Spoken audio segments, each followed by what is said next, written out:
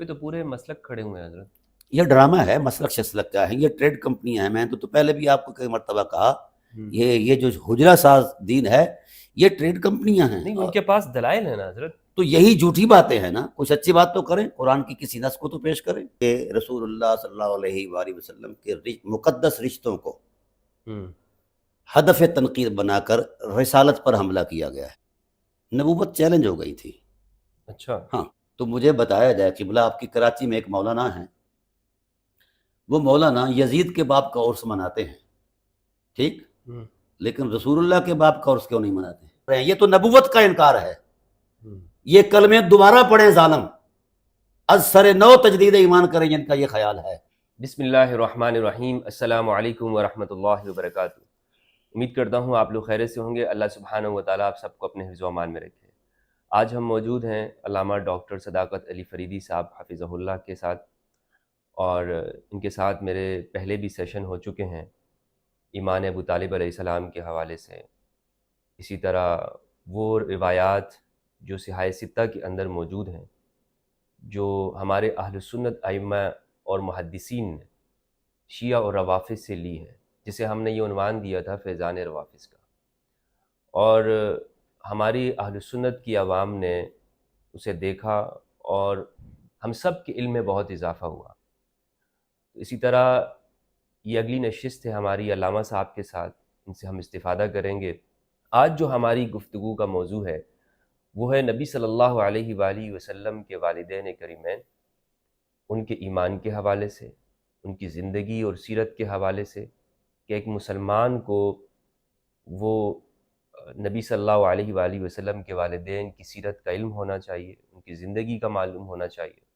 لیکن اسی طرف جہاں ایمان کی بات ہے، کچھ روایات ایسی ہیں جو ہماری اہل سنت کی صحیح کتابوں کے اندر موجود ہیں، جس سے یہ معلوم ہوتا ہے کہ نبی صلی اللہ علیہ وآلہ وسلم کے والدین وہ اس دنیا سے ایمان کی حالت میں نہیں گئے ہیں۔ جس طرح کہ صحیح مسلم کی روایت ہے کہ نبی صلی اللہ علیہ وآلہ وسلم نے ایک صحابی سے کہا کہ میرا والد اور تمہارا والد وہ جہنم میں، ان ابی و اباک فی النار۔ اس طرح کی روایات پائی جاتی ہیں، ایسے میں ایک مسلمان وہ کیا عقیدہ رکھے نبی صلی اللہ علیہ وآلہ وسلم کے والدین کے حوالے سے، وہ کیا عقیدہ اور کیا خیال رکھے۔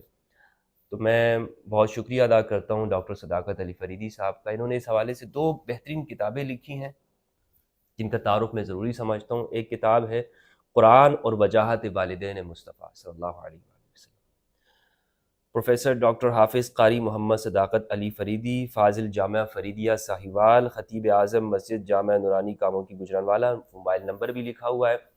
اور یہ کتاب آپ کو مل سکتی ہے،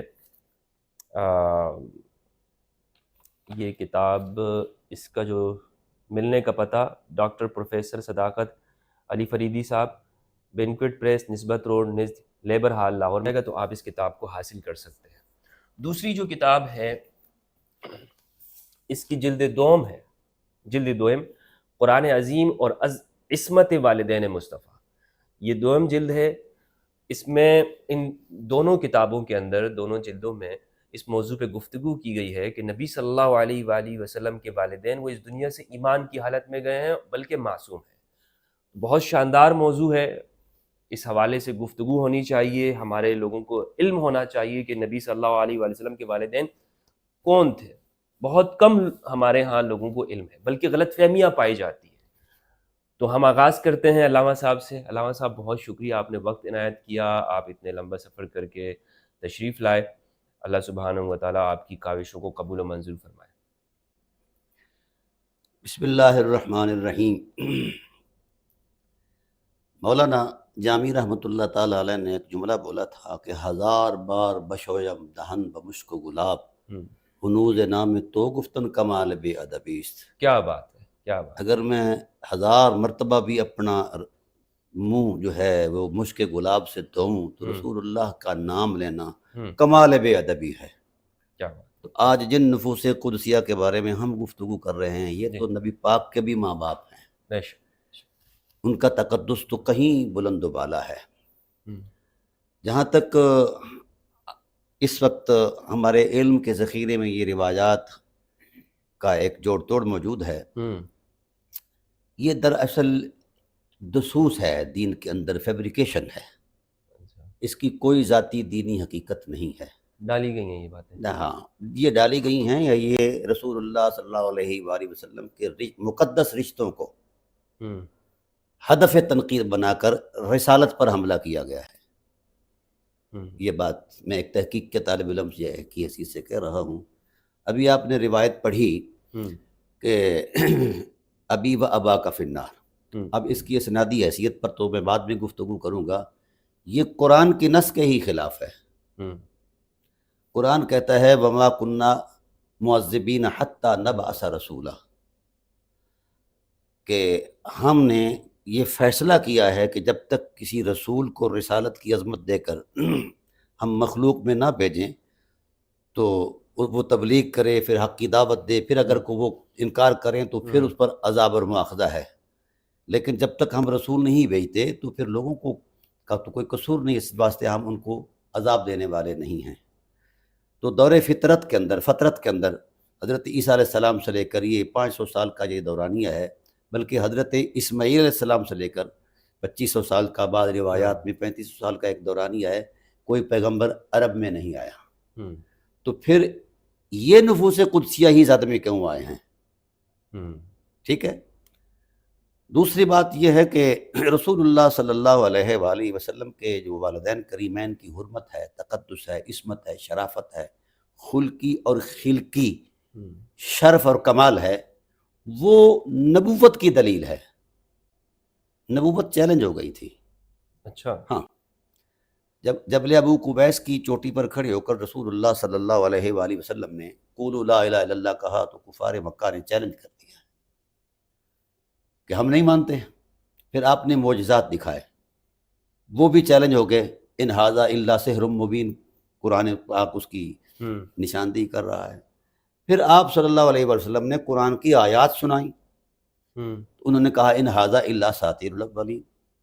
اب جن حقیقتوں نے نبوت کی توثیق اور تصدیق کرنا تھی وہ خود چیلنج ہو گئی، نہیں مانا انہوں نے کہ ہم نہیں مانتے۔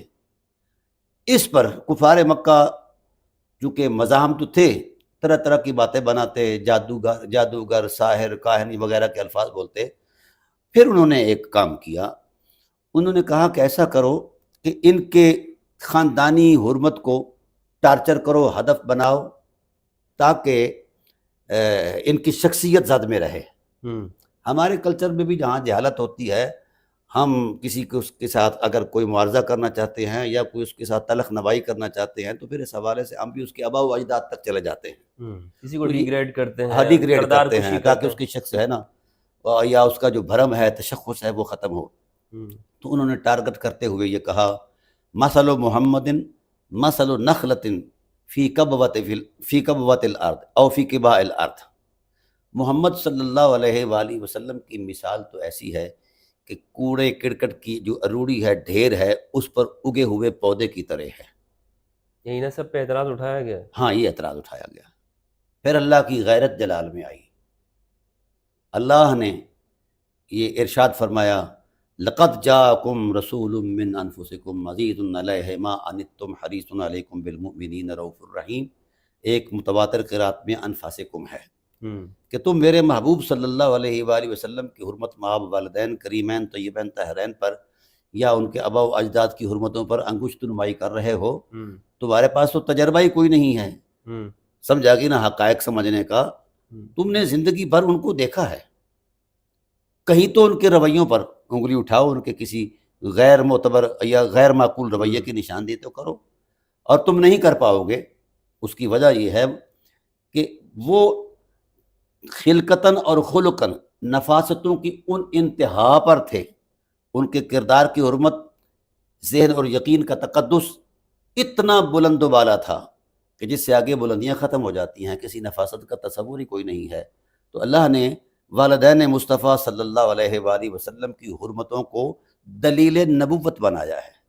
اب اس کے بعد کسی قسم کی کوئی اس اعتبار سے کوئی اعتراض کی صورت نہیں بن پائی کفار کے پاس۔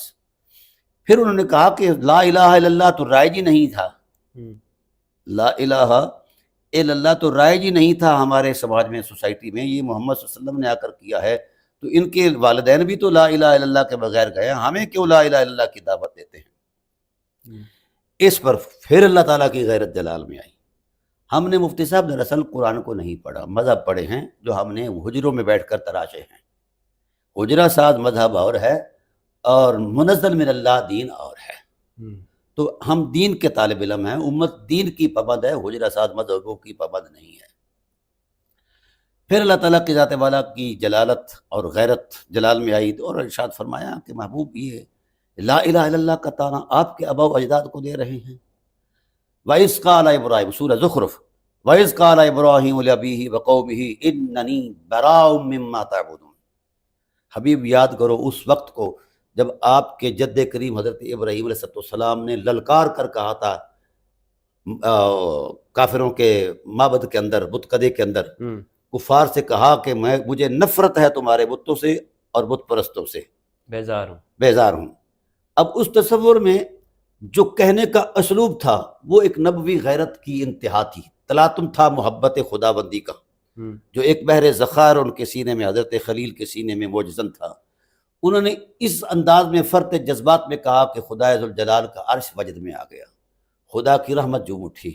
فرمایا میرا حبیب یہ بندہ اکیلا ہے اور عالم کفر میں کھڑا ہے، بت پرستوں کو للکار رہا ہے، اس سے نفرت کا اظہار کر رہا ہے، ان کے خدا ہونے کو چیلنج کر رہا ہے، اور نہ ڈر ہو کر اس نے نتائج اور عواقب سے بے خوف ہو کر اتنی للکار سے کہا اننی براء مما تعبدون، میں بریت کا اعلان کرتا ہوں تم سے اور تمہارے بتوں سے، نفرت کا اظہار کرتا ہوں۔ تو میرے حبیب مجھے یہ بات اتنی پسند آئی، وَجَعَلَهَا كَلِمَةً بَاقِيَةً فِي عَقْبِهِ، ہم نے یہ کلمہ طیبہ جو لا الہ الا اللہ کی للکار، لا الہ الا اللہ کا ایک غیور اعلان تھا، ہم نے ان کی ان اولاد عظمت کے اندر رکھا جس نے درجہ بدرجہ آپ کے ظہور اور بعثت کا باعث بننا تھا، تو ہم نے ان کے خمیر میں یہ چیز رکھی تھی۔ اب خدائے ذوالجلال تو آبائے مصطفیٰ، والدین مصطفیٰ کے خمیر کی حرمت کو کلمے کے تصور میں پیش کر کے کہتے ہیں کہ ان کا خمیر تھا، ان کے وجود رحمت کا یہ حصہ تھا لا الہ الا اللہ۔ اور پھر اس پر ایک تصدیق بھی عرض کرتا ہوں، رسول اللہ صلی اللہ علیہ وآلہ وسلم کی والدہ کریمہ کا جب وصال ہوا، والدہ کریم کا وصال تو پہلے ہو گیا، والدہ کریمہ کا وصال ہوا، حضور اس وقت مائی صاحبہ کے ہمراہ تھے۔ تو جب وہ عجیب قسم کا وہ سما تھا کہ بیٹا جو کئی سالوں کا اور آنے والے حیات عصمت کا ایک ارمان تھا اور بڑی ذات تھی،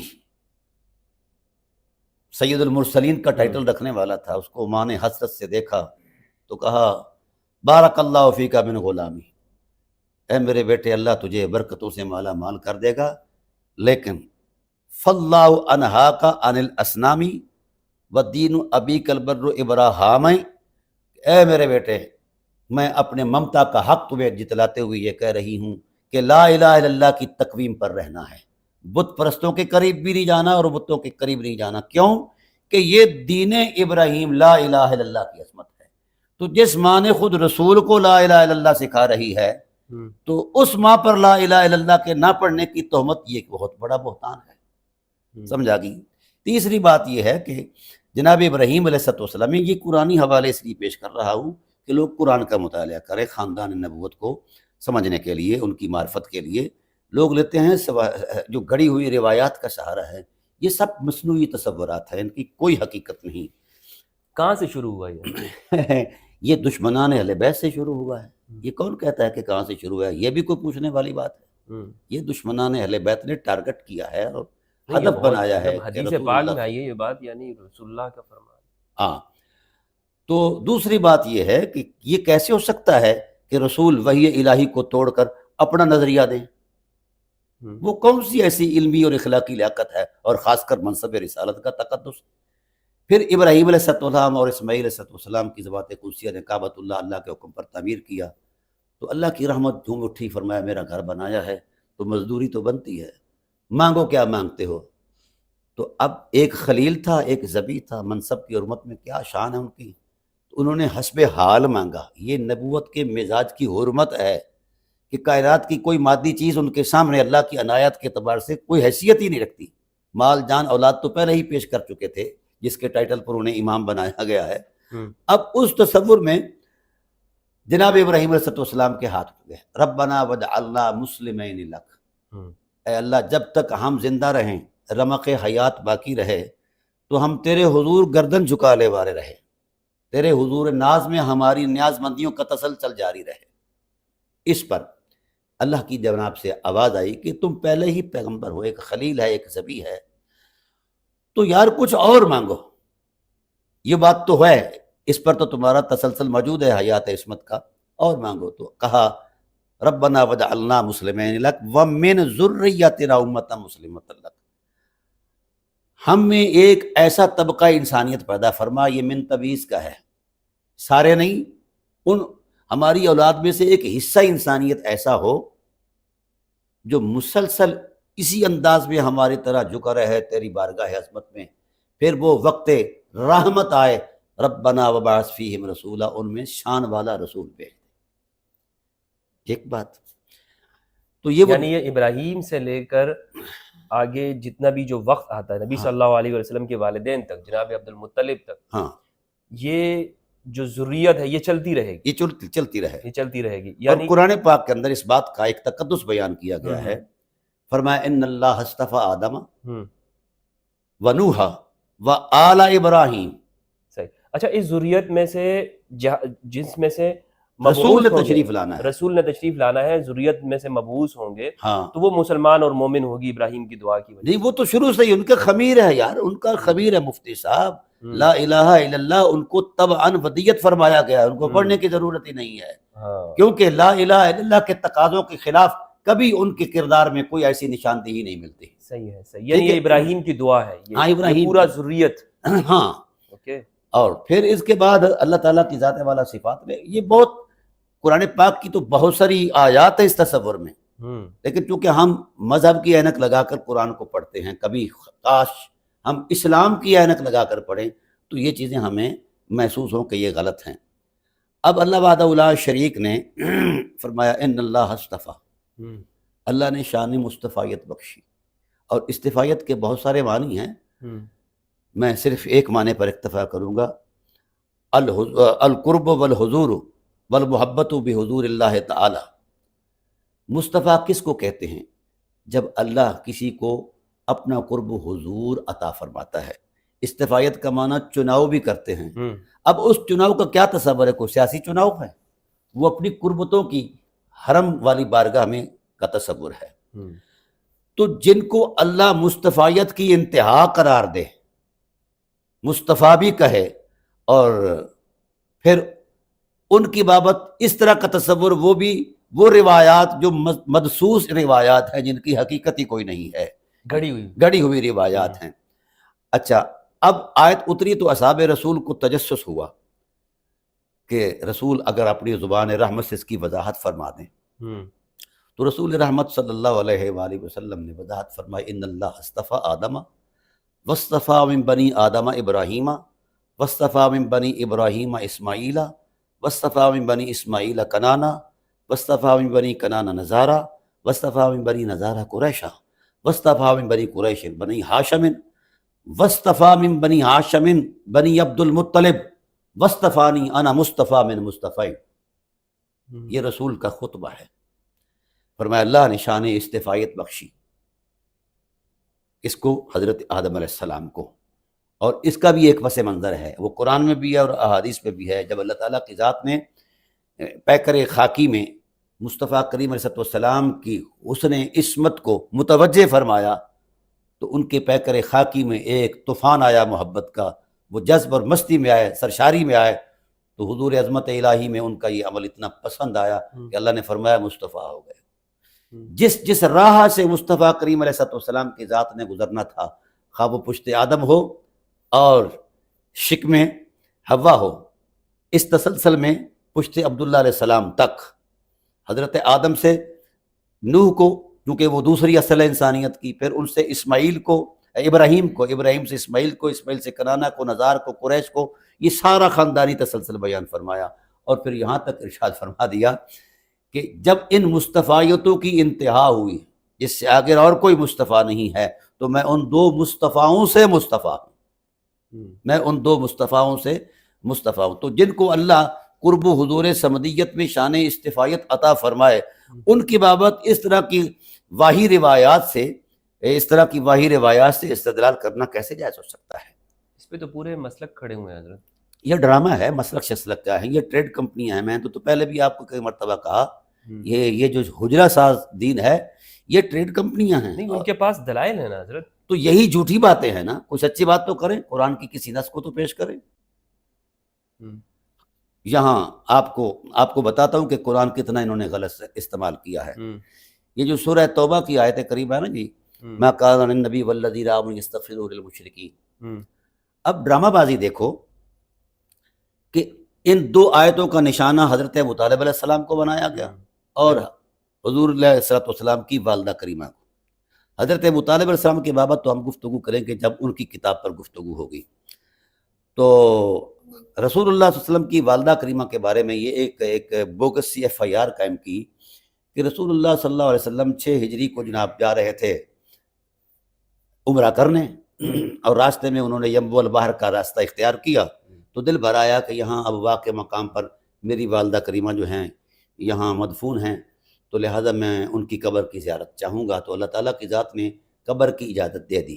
دل بھر آیا کہ ماں ہیں جن کے ممتا کے ارمانوں سے میں ابھی یعنی 6 سال گزارے ہیں، تو ان کے لیے ہاتھ اٹھ گئے۔ تو اللہ تعالیٰ نے یہ ارشاد فرما دیا کہ ما کان للنبی والذین آمنوا یستغفروا للمشرکین، نبی کی شان کے لائق ہی نہیں کہ کسی مشرک کے لیے وہ مغفرت کی دعا کرے، ٹھیک ہے، جن کے لیے جہنمی ہونا طے ہو چکا ہے۔ اب یہ روایت، یہ آیت جو ہے رسول اللہ کی ماں کو کافر بنانے کے لیے 5 مرتبہ نازل ہوئی۔ ویسے اس آیت کے 14 شان نزول ہیں۔ اچھا، ڈرامہ دیکھو مفتی صاحب، اس کا آیت کا ربط کلام، سباق و سیاق اور ان کی منشا اور مقتضى کلام الہی سے یہ حادثہ میل ہی نہیں کھاتا۔ اس کی وجہ کی بلا یہ ہے کہ رسول اللہ صلی اللہ علیہ وآلہ وسلم نے یہ سفر فرمایا تھا کب؟ 6 سن ہجری کو۔ یہ جو آیت کریمہ ہے یہ پوری صورت کے ساتھ دفعتاً نازل ہوئی، یہ 9 سن ہجری پر نازل ہوئی، اور اس کا جو سباق سیاق یا مشیت الہی کا ایک تسلسل ہے وہ یہ تھا کہ جب کفار مکہ سے امن امان کے معاہدے فرمائے تو کفار مکہ نے بد عہدیاں شروع کر دی۔ رسول اللہ صلی اللہ علیہ وآلہ وسلم کی ذات والا صفات کے ساتھ بد عہدی کر کے آپ کے غلاموں کو ستانا، مارنا شروع کر دیا، راہوں میں کمین گاہیں نہ کرنا تو لوٹنا شروع کر دیا، اس طرح کا مار داڑ۔ تو اللہ کی غیرت جلال میں آئی کہ یار یہ لوگ جب الگ تھلگ ہو گئے ہیں، رسول اللہ کے غلام بھی اپنی دنیا کے اندر اپنی دین کی عظمت میں چل رہے ہیں، تو اب یہ بد عہدیاں شروع کر کیسا کر رہے ہیں؟ حالانکہ عہد و پیمان کی پاسداری واجب ہے، ان العہد کان مسئولا، قرآن کا فیصلہ ہے، تو اس پر اللہ تعالیٰ امر دیتا ہے کہ معاہدے پورے کرو۔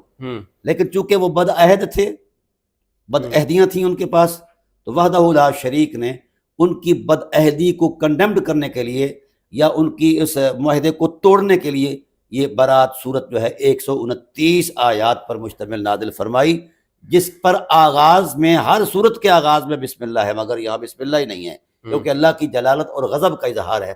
فرمایا برات من اللہ ورسولہ للناس، حبیب بیزار ہو گیا ہے خدا، یعنی خدا ذوالجلال نے بیزاری کا اعلان کر دیا ہے، برات سے مراد نفرت کا اعلان کر دیا ہے بد عہدوں سے، نفرت کا اعلان کر دیا ہے بد عہدوں سے۔ گویا پھر فرمایا انہم لا ایمان لہم وان نکثوا، اگر کوئی عہد توڑتا ہے تو پھر اس کا عہد ہے ہی نہیں، عہد ہے ہی نہیں۔ تو اس بہد عہدی پر سوشل بائیکاٹ کے کانٹیسٹ میں یہ پوری صورت نازل ہوئی۔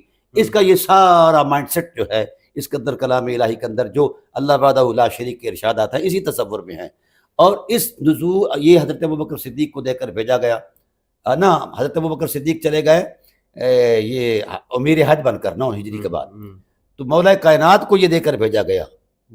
تو یہ وقوع 6 سن ہجری کا ہے اور آیت اتر رہی ہے 9 سن ہجری کو، 3.5 سال بعد۔ یہ کیا ڈرامہ ہے؟ جس آیت کے تصور میں والدین مصطفیٰ کی اہانت کی جاتی ہے اور ان کو مشرکین کہا جاتا ہے، نعوذ باللہ من ذالک، تو آیت اتر رہی ہے 9 سن، یہ متفق علیہ بات ہے کہ اس کا نزول دفعتاً ہوا اور 9 سن ہجری کے بعد ہوا۔ دوسرا ڈرامہ اس میں یہ ہے کہ اس کی شان نزول کے اعتبارات قائم کی۔ حضرت عبداللہ بن مسعود سے، عبداللہ بن عباس سے جو روایت مروی ہے، اس کا محل وقوع عسفان بتایا ہے۔ عسفان اور ابوا میں 250 میل کا فاصلہ ہے۔ عسفان جو ہے جانب مدینہ آتے ہوئے مکہ سے 80 میل کلومیٹر کے فاصلے پر ہے، میں نے وہاں بھی گیا۔ پھر رسول اللہ صلی اللہ علیہ وسلم کے والدہ کریمہ کی 12 قبریں ہیں، ایک نہیں ہے۔ عسفان میں الگ ہے، کدا میں الگ ہے، دار رایا میں الگ ہے، اور ودان میں الگ ہے، الحجور میں الگ ہے، جہاں جہاں وہ روایتیں ملتی ہیں۔ تو اس سے تو نبوت زد میں آ جاتی ہے۔ قرآن کہتا ہے کہ نبی جب وحی توڑتا ہے تو ہم اس کی شاہ رگ کاٹ دیتے ہیں۔ اب ہر جگہ یہ FIR بھی ہے اور اس کے مندرجات بھی ہیں، اور ساتھ ساتھ جناب والا یہ آیت بھی ہے، 1500 صحابی گواہ بھی ہیں، اور رسول دو عالم صلی اللہ علیہ وآلہ وسلم ہر مقام پر موجود بھی ہیں۔ یہ ہمارے علم کے ذخیرے میں، یہ میں نے مدینہ طیبہ کی لائبریری جو ہے اس کا میں احوال پیش کر رہا ہوں، میں نے وہاں بیٹھ کر یہ ریسرچ کی۔ اب ہوا قبلہ یہ ہے کہ جس وقت یہ 12 مقامات ایک دوسرے کے جب میں نے فاصلے دیکھے تو کئی ہزار میل بنتا ہے۔ مثلا الحجون جو ہے یہ 900 میل سے پر ہے، ٹھیک ہے، کدا جو ہے 700 میل پر ہے، دار رایا جو ہے یہ تقریباً 650 میل کلومیٹر پر ہے، مدینہ سے ابوا جو ہے یہ 250 کلومیٹر پر ہے، 248 کلومیٹر پر ہے۔ تو اتنے سراؤنڈنگ ایریا میں قبر کا وجود جو ہے یہ کیسے، یعنی کائنات میں یہ پہلی قبر ہے جو پہلا وجود ہے جو 12 قبروں میں دفنایا گیا ہے، اور ہر قبر پر یہ ڈرامہ رچایا گیا ہے، یہ جھوٹی FIR جو میں نے پہلے آپ کو بتائی ہے۔ تو اگر یہ اس بات کو سچ مانا جائے تو جب رسول اللہ صلی اللہ علیہ وسلم کو ابوا یا ودان یا کدا کسی مقام پر روک دیا گیا تھا، تو پھر رسول اللہ نے پھر دوبارہ جا کر کدا پر یہ ایسا کیوں کیا، دار رایا پر کیوں کیا، الحجون پر کیوں کیا، الحجون پر کیوں کیا، ودان میں کیوں کیا؟ منع کرنے کے باوجود بھی نبی صلی اللہ علیہ وسلم دوبارہ چلے جاتے تھے۔ جی ہاں۔ تو اس طرح نصوص قرآن کی بھی اہانت ہے۔ ان ظالموں کو یہ نہیں پتا کہ ہم کس حرمت کو پامال کر رہے ہیں، یہ تو نبوت کا انکار ہے۔ یہ کلمے دوبارہ پڑھیں ظالم، از سر نو تجدید ایمان کریں جن کا یہ خیال ہے۔ ایک جھوٹی مصنوعی اور بےہودہ واہی روایتوں کو سامنے رکھ کر اتنا بڑا ڈرامہ کر رہے ہیں۔ ان کو کس نے حق دیا ہے؟ یہ کون ہوتے ہیں؟ ان پر وحی نازل ہوتی ہے، وہی تو رسول اللہ کی ذات پر نازل ہوتی ہے، اور آپ کو ارشاد فرمایا گیا ہے لِتُبَيِّنَ لِلنَّاسِ، میرے حبیب وحی کا انگ انگ بیان کرو، ہر حرف ما نزل الیہم، جو کچھ بھی نازل فرمایا گیا ہے۔ تو کوئی بندہ کائنات کا صاحب علم جو ہے، اس وقت دنیا ٹیلی کمیونیکیٹ ہو چکی ہے، ایک حرف تو ثابت کر دے، روح کائنات سے کوئی شخص، کوئی ملکوتی شخص یہ آ کر بیان کر دے کہ رسول اللہ صلی اللہ علیہ وسلم نے اس آیت کے کنٹیسٹ میں اپنے والدہ کریمہ کے حوالے سے یہ وضاحت دی ہو۔ یہ سب جھوٹی باتیں ہیں، اور دشمنان اہل بیت نبوت کا ایک وتیرہ ہے کہ نبی کے رشتوں کی حرمت کو پامال کرو، نبوت پامال ہو جائے گی۔ اور یہ وہ حرمت ہے جو نبوت کی دلیل ہے۔ میں آپ سے ایک اور معارضہ پیش کرتا ہوں اسی حوالے سے۔ اب رسول اللہ صلی اللہ علیہ وآلہ وسلم کا جس وقت اعلان نبوت ہوتا ہے، اب دین کی تشکیل کے لیے تشریعی اعتبارات جو ہیں اس کو آپ غور کریں، تو وہ کون سا ایسا دین ہے جس پر رسول اللہ صلی اللہ علیہ وآلہ وسلم کو بھیجا گیا ہے یا پابند حکم فرمایا گیا ہے؟ یہ بات بڑی نفیس ہے۔ ان اتبع ملت ابراہیم حنیفہ یا واتبع ملت ابراہیم حنیفہ، اے حبیب ملت ابراہیم جو حنیف دین ہے، ہر باطل سے کٹ کر حق کی طرف ہو جانے والا جو دین ہے، اس کی اتباع کرو۔ میرا سوال ہے روح کائنات کے اہل علم پر جو مفقود الحقیقت چیز ہو اس کی اتباع کی نہ حکم دیا جاتا ہے نہ اس کی طرف راغب کیا جاتا ہے۔ میں یہ سمجھنا چاہتا ہوں اہل علم سے، مجھے یہ بتایا جائے جس دین جس ملت کی اتباع کی رسول کو، صاحب شریعت کو، صاحب وحی صلی اللہ علیہ وسلم کو حکم دیا جا رہا ہے، مجھے بتایا جائے وہ کون سا دین تھا اور کہاں تھا۔ ٹائٹل تو ابراہیم کہا گیا نا جی، تو اس وقت کہاں تھا؟ اگر ناپید تھا تو حکم کیوں دیا گیا؟ محال چیزوں کا یا ناممکن چیزوں کا حکم تو شریعت کا کوئی ضابطہ نہیں بیان کرتا۔ خدا کیسے جس کا محل ہی کوئی نہیں ہے، اب رسول کس محل میں جا کر اتباع ملت ابراہیم کریں؟ تو گویا اتباع ملت یعنی ملت ابراہیم کے خد و خال موجود تھے۔ یہ تو کہتے ہیں کہ بھائی وہ بس حضور چلے جایا کرتے تھے غار حرا میں، اور یہ ڈرامے بازیاں ہیں مولویوں کی. غار حرا میں جانا کوئی بری بات نہیں ہے، ہاں، یہ خلوت ہے اللہ تعالیٰ کے محبوب کے دل میں جب اللہ کی محبت کا لیکن وہ طوفان. بس صرف یہی بیان کرتے ہیں، بتاتے نہیں ہیں کہ وہ مواد وہ کدھر ہے. جب آپ کہہ رہے ہیں قرآن میں ہے کہ ملت ابراہیمی کی پیروی کرو، یہ قرآن پاک کے نصوص ہیں. ملت ابراہیمی کا کچھ تو ان کے پاس محفوظ ذخیرہ ہونا چاہیے نا. جو ملت ابراہیم کا ذریعہ- کوئی تسلسل کہیں تھا نا، اس لیے حکم دیا. اب میں آپ کو ایک حوالہ پیش کرتا ہوں، تو اس کے امین کون ہے؟ میں عرض کرتا ہوں. اس طرف آتے ہیں نا جی. یہ مولانا صاحبان کو میں مشورہ دوں گا کہ دین پڑھا کریں، ٹھیک ہے نا. کیا پڑھا ہے مدرسوں انہوں میں نے؟ دین پڑھیں، مذہب نہ پڑھیں. مذہبوں میں جول ہے، ڈرامہ ہے، بدماشی ہے. دین حق ہے، مزاج رسول ہی دین کا پہلا معیار ہے، مشیت الہی دین کا پہلا معیار ہے. ادھر کیوں نہیں آتے؟ اب ملت ابراہیم کا تسلسل کہیں تھا تو اس کا حکم دیا گیا. بالکل. میں ایک چھوٹی سی مثال پیش کرتا ہوں. آج ہماری دیت کا جو مسئلہ ہے، کوئی جی، قتل صاحب ہو جائے، قتل خطا پر خطا ہو. ضابطہ ہے کہ جنہیں والا وہ دیا جائے، دیت دی جائے. قصاص تو ہے قتل عمد پر. اب میں پوچھتا ہوں کہ جو دیت کا نصاب ہے یہ کہاں سے لیا ہے شریعت نے؟ اس کا نصاب بھی دین ابراہیم کا تسلسل ہے. حضرت جناب عبد المطلب علیہ السلام، حضور کے جد کریم، جس وقت انہوں نے حضرت عبداللہ علیہ السلام کو ذبح کرنا چاہا تو ایک لمبی داستان ہے. تو پھر اس وقت ان کو کہا گیا کہ ان کے لیے اونٹ ذبح کی جائیں اتنے اتنے. تو اس تسلسل ہر ایک کو پتہ ہے، اس کی تفصیلات میں نہیں جانا چاہتا، وقت کے دامن میں اتنی گنجائش نہیں ہوتی. تو اسی عظمت کو، اسی تقدس کو، اسی شرافت کو، اسی ضابطے کو، اسی اعداد کو، اسی نصاب کو شریعت محمدیہ کا حصہ بنایا گیا ہے، اور آج جاری اور ساری ہے اور قیامت تک رائج ہے. اس حوالے سے میں عرض یہ کرنا چاہتا ہوں کہ بلا کیوں لوگ یہ اپنی مرضیاں کرتے ہیں؟ جب دین، اگر یہ دین ملت ابراہیم جاری نہ ہوتا تو یہ نصاب کیسے آ جاتا تھا؟ بہت ساری ایسی چیزیں ہیں شرائع کے اندر، بہت ساری ایسی چیزیں ہیں شریعت محمدیہ کے اندر جو رسول اللہ کے خاندان کے معمولات کا حصہ ہیں. بالکل بالکل. تو پھر دین ابراہیم پر جو چاری ہو، فطرت کے زمانے میں بھی، جہالت کے دور میں بھی، جن کے مزاج اور خمیر اور سوچ، فکر، شعور اور عقائد کی عظمت میں جن کی عظمتیں یہ ہوں، ان کو بھی کلمہ سکھانا پڑتا ہے اور ان پر بھی اعتراض کیا جاتا ہے. اگر اعتراض یہ بنتا ہے تو اس وقت مطلب رسالت کا اعلان نہیں ہوا تھا. تو مجھے بتایا جائے، حضور کی ولادت ہوتی ہے، کعبے کا طواف کر رہے ہیں جناب عبد المطلب علیہ السلام، تو پتہ چلا کہ حضور کی ظہور ہو گیا ہے. آپ تشریف لے گئے اور ہاتھوں میں اٹھایا، بوسہ دیا، آسمان کی طرف تشکر بھری نگاہوں سے دیکھ کر کہا الحمدللہ الذی آتانی الغلام قد صاد فی المہد فی الغلمان. اے اللہ تیری حمد ہے، تو نے ہمیں ایسا بیٹا عطا فرمایا جو پنگوڑے میں تاجدار لگتا ہے. پھر حضرت ابو طالب علیہ السلام آئے، انہوں نے رسول اللہ کو چوما، رخسار کو چوم کر پہلے ماتھے کو بوسہ دیا اور بوسہ دے کر جھوم گئے.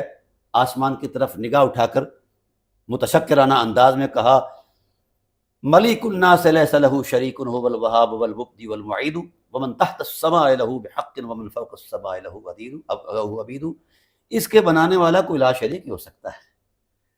اور حضور کے رخسار کو چوم کر وہ کہتے ہیں، جھوم کر لوری دے کر کہتے ہیں انت النبی محمد قرب اگر مسبد لمسودین اکارم تابو وتاب المولد نعم الارم اصلها امر الخدم اوحد وبنو ابیک کانہم کانم اسد الارین توقدوا.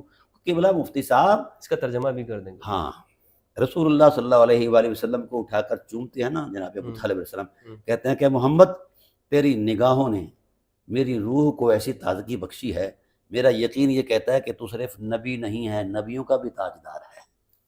اچھا حضرت، یہاں تک تو آپ نے بات کر دی جناب. تو یہ میں ایک لمحہ آپ کو روکوں گا کہ دین ابراہیم کا پورا تسلسل، پوری تاریخ خاندان نبوت میں جاری اور ساری رہی. اور پھر رسول اللہ صلی اللہ علیہ وسلم نے ارشاد فرمایا فلم یصبنی شیء من عہد الجاہلیت. میری ماں سے لے کر مائی آمنہ سے لے کر علیہ السلام، یہ محسن عالمین ہے، صرف مائی آمنہ نہیں ہے، محسن عالمین ہے، مخدومہ کائنات ہے. اور حضرت عبد المطلب کے لخت جگر حضرت عبداللہ علیہ السلام محسن عالمین ہیں، مخدوم کائنات ہیں، بلکہ مخدومین محمد ہیں. اور جن نفوس قدسیہ کی تباہ مخدومین محمد ہوں، جن کے خادم کی یہ شان ہو، مخدوموں کی شان کیا کون کا کوئی اندازہ کر سکتا ہے. اچھا، ہمیں سیرت کی کتابوں میں نا جناب حضرت عبداللہ علیہ السلام یعنی نبی صلی اللہ علیہ وسلم کے جو والد ہیں ہاں تو کی زیادہ سیرت ہمیں نہیں ملتی ہے. یعنی امہات الکتب جو تاریخ کی کتابیں اس میں بھی یہ ہے کہ وہ پھر شام چلے گئے، بزنس کے لیے گئے تھے اور پھر وہ ان کا انتقال ہو گیا، بس اتنا ہی. اور ہمارے بچوں کو بھی اتنا ہی پتہ ہوتا ہے. وہ نوجوان جو ہاشمی نوجوان ہے، خبرو نوجوان ہے، بہادر ہے، شجاع ہے، جس نے رحمت للعالمین صلی اللہ علیہ وآلہ وسلم اس کائنات کو دیا ہے، جناب عبداللہ صلوات اللہ علیہ. تو ان کی سیرت کدھر ہے؟ وہ سیرت ہمارے کتابوں کے اندر، ہمارے بچوں میں، ہمارے لوگ اس سے ناواقف ہیں. یعنی میں اگر آپ سے کہوں کہ کسی مولوی صاحب کو ہم کہیں کہ وہ 1 گھنٹہ ان کی زندگی پہ بات کر لے تو وہ 2-4 واقعات ہی ہمیں سنائیں گے کہ وہ وہاں گئے اور ان کا انتقال ہو گیا، باقی کون ہے؟ میں عرض کرتا ہوں ان کی سیرت قرآن کے سینے میں محفوظ ہے اور ان کی سیرت نبوت کے سینے میں محفوظ ہے اور موجود ہے. دراصل میرا جہاں تک علم ہوتا ہے میں وہیں لکیر کھینچ دیتا ہوں کہ اس سے آگے علم ہی کوئی نہیں ہے. ایسا نہیں ہے. وفوق کل ذی علم علیم. بلکہ آج کل تو یہ ایک الحمدللہ سوشل میڈیا کا دور ہے اور کائنات ٹیلی کمیونیکیٹ ہو چکی ہے، ذرائع ابلاغ میسر ہیں تو ہر چیز میسر ہے. پھر آپ کہتے ہیں کہ سیرت کوئی نہیں ہے تو مجھے بتائیے کہ میں نے 2700 صفحات کیا لکھے ہیں؟ دھوپ میں بیٹھ کر لکھے ہیں یا ویسے قلم کاری کرتا رہا؟ میں نے سارے قرآن سے یہ چیزیں لکھی ہیں. میں نے ٹائٹل ہی اس لیے دیا ہے کہ عصمت والدین مصطفیٰ اور قرآن عظیم، وجاہت والدین مصطفیٰ اور قرآن عظیم، اور اگلا اس کا حصہ ہے حرمت والدین مصطفیٰ اور قرآن عظیم. اب میں آپ کو ایک حوالہ پیش کرتا ہوں. رسول اللہ صلی اللہ علیہ وآلہ وسلم خطبہ دے رہے ہیں کس کا؟ اپنے والدین کریمین کی حرمت، عصمت اور شرافت کا. یہ ان کی سیرت بتا رہے ہیں نبوی زبان سے. ہم نے نبوت کو مانا کب ہے کہ بلا قصور ہم اپنا ہو، ہمارا اپنا ہو تو الزام مطلب نبوت پر دے دیتے ہیں. نبوت کو ہم نے نہیں مانا. یہ غلط بات ہے کہ ہم نے بس اتنا کہہ دیا اور نہیں، نبوت ساری مانی جائے. مجھے یہ بتایا جائے جس رسول کے پیکر عصمت کا یہ تقدس ہو کہ گندی مکھی جو ہے وہ اس کے وجود پر نہیں بیٹھ سکتی، تو پھر اس انداز کے ماں باپ جن کے خون متحرک کے مرکب کا نام مصطفیٰ ہے یہ کیسے ہو سکتا ہے؟ یا ایک میں حدیث مشکات کی پیش کر رہا ہوں، ایسے بھی بہت سارے اس کے مصادر ہیں. رسول اللہ صلی اللہ علیہ وسلم نماز پڑھا رہے تھے تو عین نماز میں آپ نے موزے اتارنے شروع کر دی تو اصحاب رسول نے بھی اتاری تو وہ تھوڑا سا عدم تبادل پیدا ہوا صفوں میں. تو آقا علیہ السلام کی ذات نے فراغت نماز کے بعد کہا لم تخلعون خفافکم، بھئی تم نے موزے کیوں اتارے؟ انی رأیتکم، میں نے تمہیں دیکھا کہ تم حالت نماز میں موزے اتار رہے تھے. تو انہوں نے جواباً کہا یا رسول اللہ، جواباً کہا کہ رائنا کا یا حبیب اللہ، ہم نے آپ کو دیکھا ہے. جب آپ موزے پہنتے ہیں تو ہم سمجھتے ہیں کہ اب پہن لینا دین ہے، جب آپ موزے اتارتے ہیں تو ہم سمجھتے ہیں کہ اب موزے اتار لینا دین ہے. یعنی نمازوں میں بھی وہ پیغمبر کو دیکھتے تھے. جی ایسا ہی ہے ان کا. وہ تیرا دیکھنا عبادت تیری یاد بندگی ہے، ارے ازاں ازل سے تیرے عشق کا ایک ترانہ بنی، نماز فقط تیری دید کا ایک بہانہ بنی. ہاں تو کچھ لوگ تو کہتے ہیں نماز میں ان کا خیال بھی آ جائے نماز ٹوٹ جائے. وہ لوگ ہیں نا جی، حجرہ ساز دین، یہ حجرہ ساز دین ہے. یہ دین دو ہیں، ایک ہے لوح محفوظ سے نازل شدہ اور ایک ہے مولوی کا ترتیب شدہ بشری دین. ہاں بشری دین بھی نہیں بنتا. یہ دین کیا بنتا ہے؟ یہ ڈرامہ ہے. ہر ایک نے حسب مزاج دین بنا لیا ہے. جہاں مولانا کی طبیعت بگڑ گئی دین بن گیا. یہ کون سا طریقہ کار ہے؟ اب رسول اللہ صلی اللہ علیہ وسلم نے جب پوچھا اصحاب سے کیوں اتارے، جی ہم نے تو آپ کو دیکھا. یہ صحیح بخاری میں حدیث ہے، کہتے ہیں کہ ہم رسول اللہ کے حسن کی لطافت میں اتنے کھو جاتے فہممنا ان نفتتن الصلاۃ بفرح رؤیت النبی. حضور کا مکھڑا اتنا سونا تھا، دل چاہتا تھا کہ نمازیں توڑ دیں اور رسول اللہ کو ہی تکتے رہ جائیں. یہ اصحاب رسول کا عقیدہ ہے، مولوی کا نہیں. تو پھر نہ صحیح، مولوی کے عقیدے میں کہ نماز کا خیال آ جائے تو ٹوٹ جاتی ہے. یہ مولوی ہے نا، اصحابی تو مولوی نہیں نہ ہو سکتا. اچھا، آپ صلی اللہ علیہ وسلم نے فرمایا کہ میرا موضع اتارنے کا ایک خاص مقصد تھا. عین نماز میں جبرائیل آ گئے، انہوں نے میرے گھٹنوں پر ہاتھ رکھا. جہاں پناہ عالم آپ صلی اللہ علیہ وسلم فلاں جگہ سے گزر رہے تھے، نماز کا شوق آپ پر غالب تھا، آپ سرشاری میں تھے، آپ نے دھیان نہیں کیا. آپ کے موضع پر فلاں جگہ پر پڑی ہوئی ایک مری ہوئی جوں تھی، اس کا ایک قطرہ آپ کے موضع پر لگ گیا ہے. تو اللہ کی غیرت نے کہا میں محبوب کے موضع کو، اس آلودگی کو بھی نہیں برداشت کرتا، فوراً جاؤ میرے حبیب سے کہو آپ حرم الناس میں کھڑے ہیں اور تسبیح خداوندی میں کھڑے ہیں، یہ موضع اتار دو، یہ آپ کے تقدس میں آپ وجود کے شایع نشان ہی نہیں، کیونکہ اس پر جوں کا ایک خون لگ گیا ہے، قطرہ لگ گیا ہے۔ تو میری جان، جو رب اتنی احتیاط برتے، کیا وہ رسول کو ایسی ماں دیتا ہے جو کفر سے بھری ہوئی ہو؟ اس ماں کا خون کا مرکب بناتا ہے جو کفر اور شرک سے بھری ہوئی ہو، جو جہنمی ماں ہو؟ نعوذ باللہ من ذالک۔ شرم آنی چاہیے ہمارے علماء و سبق۔ میرے رسول نے امت کے، میرے جیسے گناہگاروں کی سادہ ماں، پینڈو ماں، ان پڑھ ماں، جس کے پاؤں پر ہمہ وقت گوبر جو ہے جانوروں کا وہ لگا ہوتا تھا، وہ مٹی گٹا گاہ، یہ چیزیں لگے ہوتی تھی، ان کے نیچے رسول نے جنت رکھی ہے، لیکن رسول کے اپنی ماں کے پاؤں جو ہیں، نعوذ باللہ من ذالک، یہ کیا ڈرامہ ہے۔ اب جو عرض کر رہا ہوں، جو چیز آپ سے بتانا چاہتا ہوں وہ یہ ہے کہ آپ نے سیرت پر سوال کیا، ان کی سیرت قرآن کی آیات میں محفوظ ہے اور رسول اللہ صلی اللہ علیہ وآلہ وسلم کی ذات میں محفوظ ہے اور موجود ہے کتابوں کے اندر، لیکن میں کروں کیا؟ یہ مولانا صاحبان نے تو آپ اپنے امام بنا رکھے ہیں، آپ اپنے مدارس کے، اور پھر ان سے نہ آگے جاتے ہیں نہ پیچھے جاتے ہیں، کہتے ہیں اس سے آگے ہماری بند آنکھیں بند نہیں، تمہارا سب کچھ بند ہے۔ اب میں وہ آپ کی نبوت کی زبان سے سیرت والدین مصطفیٰ قرآن کی روشن آیات میں بیان کر رہا ہوں۔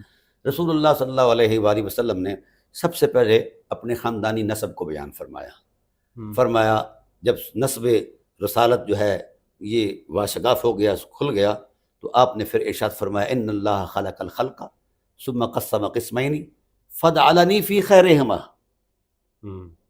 کما قال اللہ تعالی اصحاب الیمین و اصحاب الشمال انا من اصحاب الیمین و انا من خیر اصحاب الیمین۔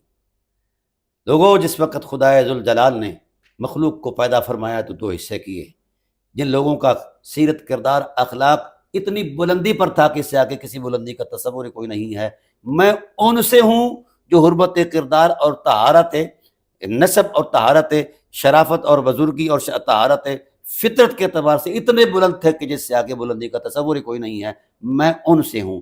پھر ان میں سے بھی ان سے ہوں جو سب سے بلند ہیں، جس سے آگے بلندی کوئی نہیں ہے۔ اور حضور علیہ السلام نے ان کی سیرت طیبہ کو بیان کرتے ہوئے قرآن کی آیت کا حوالہ دیا۔ اصحاب یہ سورہ ہے، واقعہ کے اندر ہے، اصحاب الیمین و اصحاب الشمال، دائیں والے اور بائیں والے وہ جن کا قیامت میں بایاں ہاتھ میں نامہ اعمال ہوگا وہ جہنمی ہوگی، اور دائیں والے جن کا ہاتھ اپنا دائیں ہاتھ میں نامہ اعمال ہوگا۔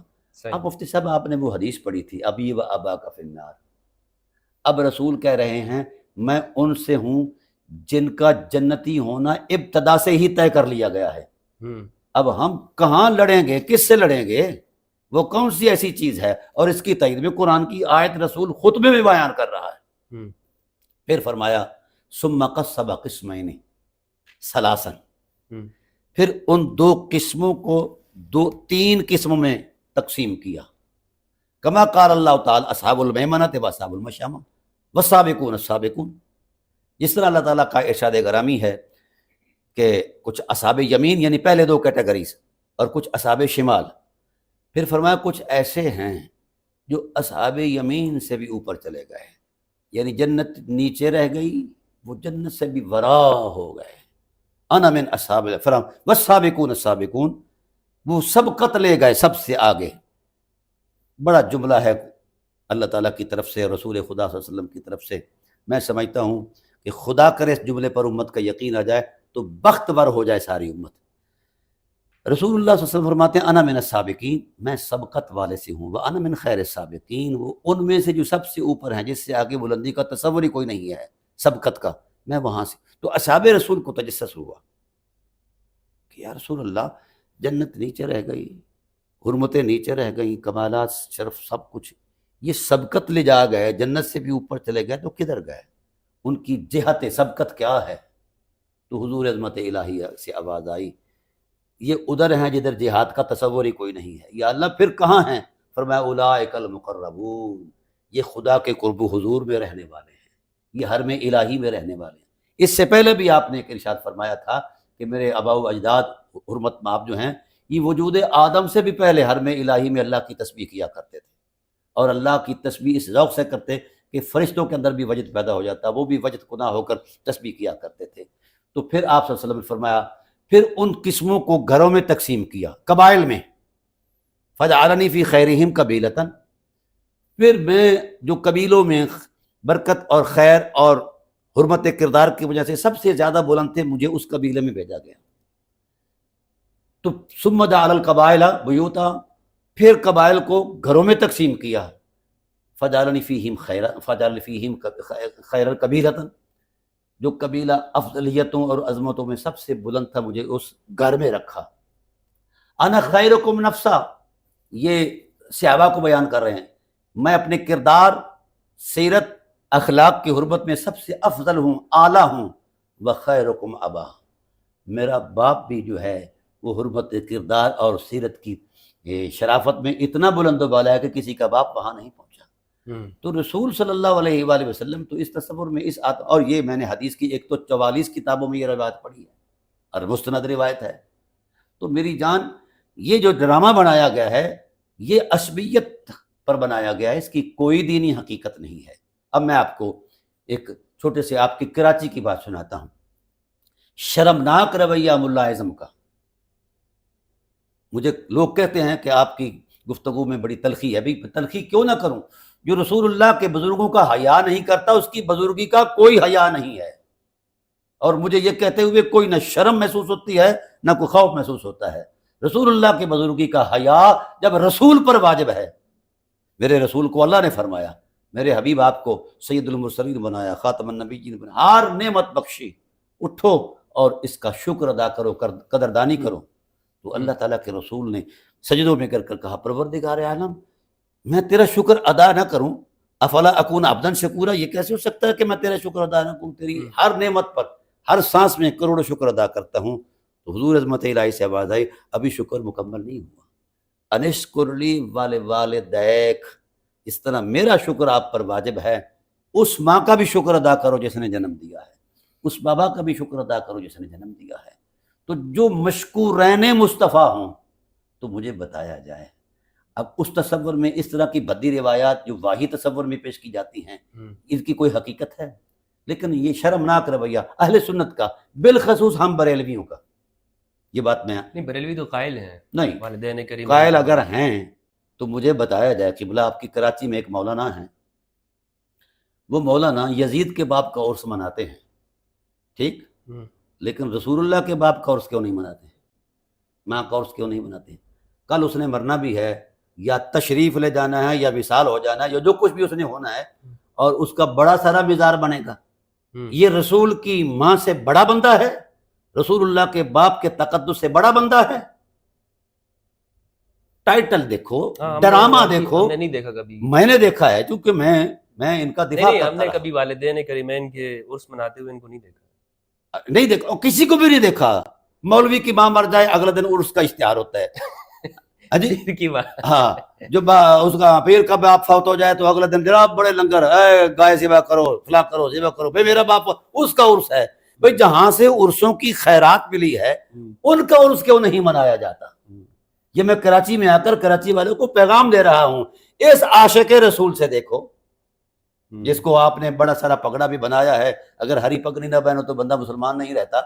وہ تو چینج ہو گئی، وہ اب چینج ہو گیا، چونکہ وہ چونکہ عرف میں ان کو طوطا کہا جاتا ہے، تو طوطے کو جہاں سے چوری ملتی ہے وہ تو اس نے تکلم کرنا ہوتا ہے۔ میری عادت نہیں کہ میں کسی کی شخصیت کو ہٹ کروں، لیکن میں عرض کرنا چاہتا ہوں، انہوں نے سکھایا ہے اہل سنت بریلویوں کو کہ رسول اللہ صلی اللہ علیہ وسلم کے نالین کی اتنی شان ہے کہ اس کا جو ماڈل ہے، حالانکہ کمیت اور کیفیت میں وہ تو نہیں ہے نا، ایک تراش خراش ہے، اس کی مطلب نقشہ ہے، اس کو یہاں ماتھے پر رکھو۔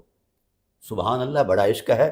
اعلیٰ حضرت علیہ رحمہ بھی کہہ گئے، سر پہ رکھنے کو مل جائیں نالے پاک حضور تو پھر کہیں گے کہ ہاں تاجدار ہم بھی ہیں۔ اعلیٰ حضرت جن کو یہ پرموٹ کرتے ہیں، کہتے ہیں کہ ان کے آگے ہماری آنکھیں باندھا ہیں، انہوں نے بھی قبلہ یہ شمور الاسلام لکھی ہے، یہ شمور، چلو میری ذات پر اعتبار نہ کریں، غالباً اس پر ہے، انہوں نے بھی، یا اعلیٰ حضرت پر جو آنکھیں بند ہیں، تو کبھی ایک مرتبہ تو رسول اللہ کے والدین کا عرس بھی منا لیا جائے، کیونکہ تعلق نہیں نا ان سے، تعلق نہیں، کس کا ڈر ہے کہ اگر والدین کریمین کا عرس منا لیا، نبی کے والدوں والد اور والدہ کو عرس منا لی تو ان کو کیا نقصان ہے؟ نقصان ہے نا جی.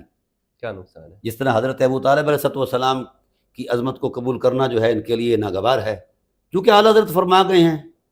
اب اعلیٰ حضرت یعنی علیہ یہ اعلیٰ رحمت پر حضرت صاحب نے فرمایا تو اس لیے ان کو قبول ہے، ورنہ یہ اس کے نہیں مانتے. نہیں، یہ بھی نہیں، اعلیٰ حضرت کو بھی اس بنیاد پر بھی نہیں مانتے.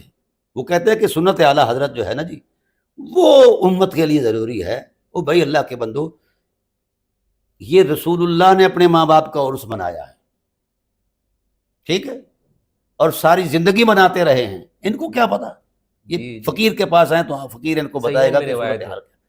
تو عرس میں ہوتا کیا ہے؟ صاحب عرس کی خلقی اور خلقی اور دینی اور روحانی اقدار کو بیان کی جاتا ہے تاکہ رغبت پیدا ہو دین کی جی. طرف. تو مجھے اس بات پر بڑا حضرت لگا ابو ہریرہ کہ سے روایت ہے صحیحین میں کہ نبی صلی اللہ علیہ وآلہ وسلم جب بھی اپنی والدہ کے مزار پہ تشریف لے جاتے تو خود بھی روتے تھے، لوگوں کو بھی رلاتے تھے. جی ایسا ہی ہے، ایسا ہی ہے. وضو میری تو نوحہ جان فرماتے تھے. مجھے یہ بتاؤ کہ رسول کی جو فطرت ہے یہ فطری ارمانوں سے آ رہی ہے؟ نعوذ باللہ. ان کی جس طرح ان کا وجود بڑا ہے ان کی فطرت بھی بڑی ہے، ان کی خمیر کی حربت بھی بڑی ہے، ان کے حساس ترین مزاج رحمت میں ان چیزوں کا بڑا احترام ہے. یہاں تک تو رسول نے صاحب شریعت نے فرما دیا کہ لوگوں، سعید بن مالا سے کہا کہ قرآن پڑھا کر. یا رسول اللہ، وجہ فرمایا آپ نماز پڑھ رہے تھے، میں نے آواز دی، فوراً لبیک نہیں کہا. مجھ نے کہا یا رسول اللہ میں تو نماز میں تھا. تو آپ نے فرمایا کیا قرآن نہیں پڑھا؟ یا ایھا الذین آمنوا استجیبوا للہ وللرسول اذا دعاکم لما یحییکم واعلموا ان اللہ یحول بین المرء. تو اللہ نے فرمایا لوگوں جب رسول بلائیں تو نمازیں توڑ کر رسول کے بلاوے پر جایا کرو، یہی زندگی کی عظمت ہے. ٹھیک ہے. اب مجھے بتاؤ، جس رسول کے بلاوے پر امت پر واجب ہے کہ وہ نماز قربان کر دے، اب وہی رسول صاحب شریعت کہہ رہا ہے کہ میری سادی اماں مجھے عین نماز میں بلائے اور میری نماز بھی نبوت والی ہو، تمہاری نمازوں سے کہیں بلند، تو میں لأحببت لبیک یا امی، میں محبوب رکھوں گا اس بات کو کہ میں نماز توڑ کر کہوں میری اماں میں حاضر ہوں. صحیح. تو رسول کی بھی فطرت ہے، اس کے بھی ارمان ہیں. ہم نے اپنے زاویہ نظر سے رسالت کا جائزہ لیا ہے، فطرت کی آنکھ سے دیکھو. نہیں فطرت کا پتہ تو قرآن کی روشن آیات میں دیکھ لو. تو میں عرض کروں گا آپ کی کراچی میں یہ چیز جو صحیح اہل سنت، میں یہ کہتا ہوں کہ والدین کہاں اور نالین کہاں. بھائی جو چیزیں مثلا رسول اللہ صلی اللہ علیہ وآلہ وسلم پر ایک آیت نازل ہوئی، لا اقسم بہذا البلد، اس حرمت معاب شہر کی قسم، اس لیے تو نہیں کھائی جا رہی کہ جناب یہاں کعبہ ہے، میزان عرفات ہے، مزدلفہ مینا کی وادیاں ہیں، آب زمزم ہے، فلاں. وَأَنْتَ حِلٌّ بِهَذَا الْبَلَدِ، اس کی گلیوں نے تیری تلیوں کے بوسے لیے ہیں. ٹھیک. تو جس راہ گزر سے رسول گزر جائیں، اس اعلیٰ حضرت نے یہ علیہ رحمہ نے یہ بات بھی کہی ہے کہ کھائی قرآن نے راہ گزر کی قسم، اس کف پاک کی حرمت پہ لاکھوں سلام. بھائی ادھر تو لاکھوں سلام ان مٹی کے ذروں کو بھی ہے، تو کبھی والدین رسول جنہوں نے رسول کے چہرے کو چوما ہے، رخسار کو چوما ہے، ماتھے کو چوما ہے، گلے سے لگایا ہے، دودھ پیا ہے، ٹھیک ہے، اور رسول کا اپنا وجود جو ہے جن کے خون مطہرہ کے مرکب سے مرکب ہوا ہے، تو پھر ان پر لاکھوں سلام کیوں نہیں. اس لیے میں گزارش کروں گا، کراچی میں آ کر گزارش کروں گا کہ بھائی اگر یہ سچے عاشقان رسول ہیں تو یزید کے باپ کا عرس منانا اگر جائز ہے تو رسول اللہ کے باپ کا عرس کیوں نہیں منایا جاتا؟ اگر آپ عاشق رسول ہیں تو کیا رسول اللہ صلی اللہ علیہ وسلم کے والدین صاحب عرس نہیں ہو سکتے؟ اور ایسے ہی حضرت ابو طالب علیہ السلام ہے، یزید کے باپ کا عرس مناؤ، علی کے باپ کا عرس منع ہے. یہ کون سا ڈرامائی دین ہے؟ میں نے کہا ہوا ہے، کتاب لکھی ہے کہ نبوی دین اور ہے اور اموی دین اور ہے. ان مولویوں کے پاس نبوی دین نہیں ہے، صرف اموی دین ہے. وہ انہی کی خیر خواہی کرتے ہیں. اس سے مجھے اعتراض اس واسطے نہیں، وہ کرتے رہیں. جن کا تعلق یزید سے ہے وہ اس کے باپ کے ڈھول بجاتے رہیں، عرس مناتے رہیں، اور جن کا تعلق رسول سے ہے وہ رسول کے باپ کا ماں کا ضرور عرس منائیں. جن کا تعلق مولا کائنات سے ہے وہ علی کے باپ کا عرس ضرور منائیں، کیونکہ ان عرسوں کی رونق سے کائنات روشن ہو جائے گی. یہ میں الحمدللہ پوری ذمہ داری سے کہتا ہوں. اور یہ فرقے مرقے یہ جو چونچنا ہو رہی ہے یہ ختم ہو جائے گی، کیونکہ میں نے دیکھا ہے، اس تجربے سے گزرا ہوں. میں نے یہ جو نوکری کی ہے، اس نوکری کے ہر حرف میں رسول اللہ کے رحمت کے خزانوں سے دریا بہا دیے گئے ہیں. اس وقت جہاں تک جو کچھ میں نے لکھا ہے یا پڑھا ہے، جو کچھ میرے ساتھ آپ محسوس کرتے ہیں، یا اہل علم مطلب ہے کئی لفظ بولتے ہیں، مجھے تو ان کے سننے میں بھی شرم آتی ہے. میرے لیے یہ سب کچھ کیا ہے؟ میں ایک بھینسیں چرانے والا بندہ ہوں. میری ذاتی حیثیت یہ ہے. میرا باپ ایک 8 روپے کا مزدور آدمی ہے، ٹھیک ہے. چونکہ ہماری زمین جو تھی وہ مقبوضہ ہو گئی تھی، ہمارے چاچاؤں نے چھین لی تھی، تو باپ نے الجھنا اچھا نہ سمجھا، تو انہوں نے وہ مزدوری کا راستہ اختیار کیا اور ہم وہ بھینسیں چراتے رہے. ایک بھینسیں چرانے والا آدمی روئے زمین پر کس بنیاد پر وہ اس کو عزت اور پذیرائی دی گئی ہے؟ کوئی ذاتی حیثیت ہے، کوئی تشخص ہے، یا کوئی اتنا تباہ اور علمی ہے جس سے مطلب مخلوق کو فیض یاب ہو؟ سب غلط ہے. جو کچھ بھی ہے رسول اللہ کی ماں کے قدموں کی خیرات ہے، اور میں نے ان کو صاحب فیض اپنی آنکھوں سے دیکھا ہے. اب وہ باتیں میں ٹیلی ویژن پر نہیں کرنا پسند کرتا. جتنا فیض میرے رسول کی ماں کا ہے، کائنات میں کسی شخص کے اندر اتنا فیض نہیں. جتنی کرم نوازیاں رسول اللہ صلی اللہ علیہ وسلم کے باپ کی حرمت میں ہیں، اتنے کہیں نہیں ہیں. رسول اللہ صلی اللہ علیہ وسلم کے باپ تو وہ ہیں یہ جو شرم و حیا کی انتہا ہے، اخلاق عالیہ کی جو معراج ہے، وہ بھیک مانگ رہی ہے رسول اللہ کے باپ کے وجود سے. اس کو اخلاق عالیہ جو ہر دین کا ایک طرہ امتیاز ہے، دیکھو تو صحیح. رسول اللہ صلی اللہ علیہ وسلم کے باپ والد گرامی حسن کی لطافت میں اتنے بلند ہیں کہ 500 سے زائد اہل مکہ کی عورتوں نے اپنے آپ کو وار دیا ہے جناب کی ذات پر. تو بڑی بڑی پیشکشیں ہوئیں، اونٹوں کی پیشکشیں ہوئیں، مال اور سرمایہ کی. تو حضور نے فرمایا، حضور کے والد گرامی نے فرمایا، ہم اہل حیا ہیں، ہم اہل وقار ہیں، ہم صاحبان حرمت اور عفت ہیں. ہم سے کوئی یہ توقع نہ رکھے کہ ہم وہ بات کریں جس بات کی تم دعوت دے رہی ہو. نہیں. تو جہاں شریعت اپنے علمی نزول سے بھی پہلے وجودوں کا حصہ ہو، ان کی بابت یہ خیال کرنا کہ جناب والا انہوں نے کلمہ پڑھا ہے کہ نہیں پڑھا. تو اس واسطے میں گزارش کرتا ہوں آپ کی کراچی میں آ کر یہی عرض کروں گا کہ جو اہل سنت ہیں اور جتنے بھی مذاہب جن کا تعلق رسول سے ہے، یہ بات میں پھر کر رہا ہوں، جن کا تعلق رسول اللہ صلی اللہ علیہ وسلم کی ذات سے ہے، وہ عرس معاویہ کی بجائے عرس والدین منائے. اب ہم کیا ٹائٹل دیں گے یزید کے باپ کے عرس کے لیے کہ وہ اس نے خلافت کا الہی نظام توڑا؟ یہ خوبی بتائیں گے نا جی. اس نے 1,14,000 مسلمانوں کو، جس میں 20,000 صحابی تھے، ان صحابہ میں 800 صحابی وہ تھے جو بیت الرضوان والے تھے، جن کی حرمت میں قرآن نازل اترا، اور 200 کے قریب جناب اللہ بدری صحابی تھے، ان کو قتل کیا. ہم یہ بطور نصاب پیش کریں گے؟ تو میں اس طرف منانا چاہتا بھی ہے تو چلے، اس کی اپنی مرضی ہے، نہیں کرے. میں نے کب کہا کہ وہ نہ کریں؟ لیکن اب ترجیحات دیکھیں نا قبلہ، کہاں رسول اللہ کا باپ اور کہاں یزید کا باپ. جس نے رسول دیا ہے اس کا کوئی احسان نہیں ہے، اور جس نے امت تباہ کی ہے اس کے احسانات مناؤ. تو یہ جو عدم توازن ہے یہ اہل سنت کو دور کرنا ہوگا. میں سمجھتا ہوں کہ ہر مسلمان، یہ اہل سنت ہے ناسبی، مجھے چونکہ میں نے ان کا مطالعہ نہیں کیا کہ یہ کون ہے، لیکن ناسبیت جو ہے ان کا شعار تو ہے نا جی. اس وقت جہاں کوئی اہل بیت کی بات کرتا ہے تو اسے وہ الجھ پڑتے ہیں. یہ محرم الحرام آیا ہے نا جی، بڑی لے دے کے بعد انہوں نے ایک ادا کو پروگرام رکھا ہے اس میں، ٹھیک ہے، کیونکہ ان کی جماعت جو ہے وہ متاثر ہو رہی تھی. اس واسطے مطلب پہلے تو یہ 40-30 سال تک تو انہوں نے نام تک نہیں لیا. میں چونکہ اس جماعت کی سرپرستی کرتا رہا بعض اضلاع میں، جہاں کہیں کوئی ان کو مشکلات ہوتی، یہ اب بھی کرتے ہیں. نہیں نعوذ باللہ. تو میں سمجھاؤں کہ میرے لیے اگر کوئی جہنم کا راستہ ہوگا تو پھر ان کی تائید ہوگی. ہاں یہ بات نہیں ہے، مطلب صرف یہ ہے کہ کہاں گئی غیرت ایمانی، کہ نالین کہاں والدین کہاں.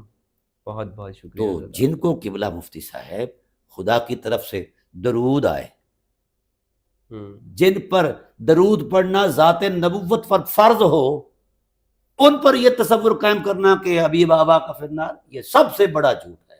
اب تو چونکہ وقت کے دامن میں اتنی گنجائش نہیں، ورنہ میں درود کی حرمت میں بات کرتا انشاءاللہ. بہت شکریہ علامہ صاحب. ڈاکٹر صداقت علی فریدی صاحب تھے ہمارے ساتھ، جو کہ بہت خوبصورت انداز میں، پہلے بھی جب ان کے ساتھ ہماری نشست ہوئی ہے تو بہت سارے دوست احباب کی مجھے دنیا بھر سے کالیں آئی ہیں کہ حضرت کو آپ نے بہت کم وقت دیا اور آپ ان سے مزید نشستیں بھی کریں، تو ہمارے لیے آج ان کے ساتھ بیٹھنے کا ایک بار پھر موقع ملا، تو یہ میں نے ہم سب نے ان سے استفادہ حاصل کیا۔ اللہ سبحانہ و تعالیٰ سے دعا ہے کہ پروردگار ہم سب کو قرآن مجید پہ تدبر کرنے اور اہل بیت علیہ السلام کی معرفت عطا فرمائے۔ بہت بہت شکریہ دوستو، السلام علیکم۔